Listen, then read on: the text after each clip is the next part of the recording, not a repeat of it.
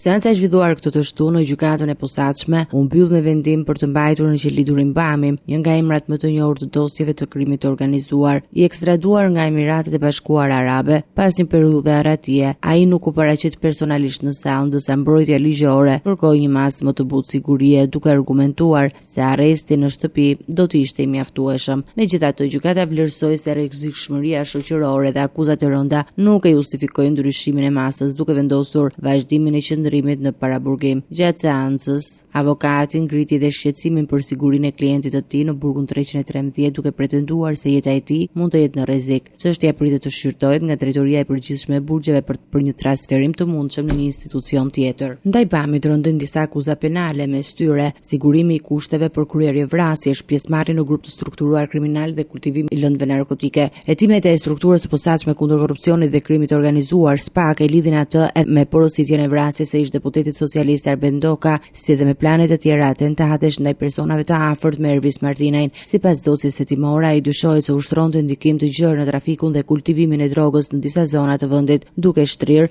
aktivitetin nga Bregdeti e Adriatikut deri në zonat malore të Krujës.